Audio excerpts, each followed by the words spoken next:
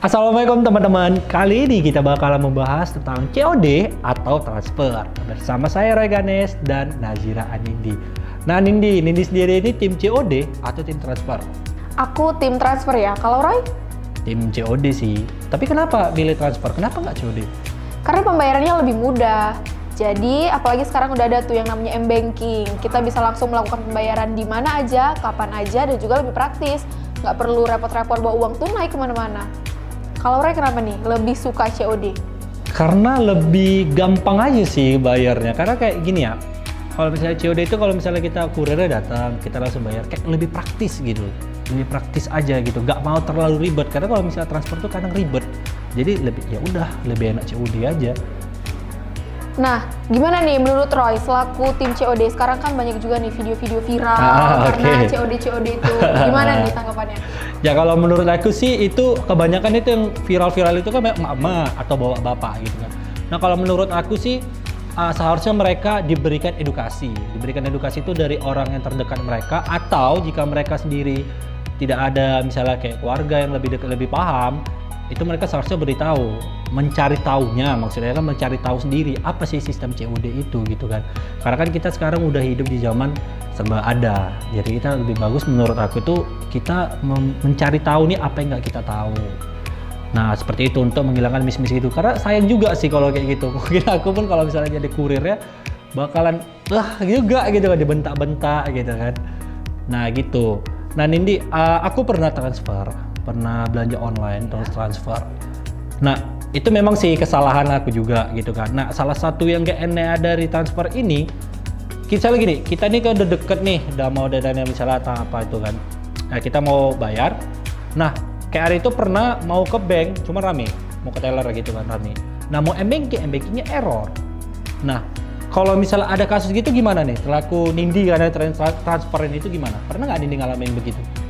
Ya pernah sih, tapi biasanya kalau gangguan di M-Banking itu biasanya nggak akan lama. Kalau di M-Banking gangguan bisa coba KTM. Atau kita tunggu kalau seandainya memang lagi gangguan. Tapi biasanya gangguan nggak lama sih, karena kan setiap orang butuh untuk ngambil uang. Pasti pihak bank sendiri udah tahu gimana cara untuk mengatasi masalah-masalah gitu. Tapi yang namanya juga mesin, pastilah selalu ada masalah. Sabarlah, ditunggu sampai bisa.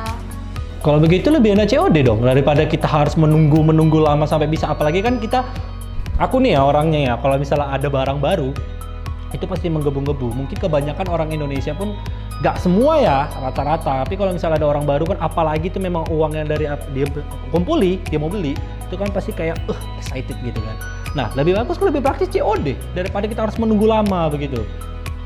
Nah kalau COD sendiri itu biasanya ada biaya admin yang lebih besar, dan juga nggak ada bonus-bonus gitu. Jarang loh ada seller yang mau ngasih potongan harga besar untuk COD, karena kan resikonya pasti ada kan. Apalagi ya kayak yang kita tahu ya, si pembeli nggak mau nerima barang, akhirnya barang dikembalikan.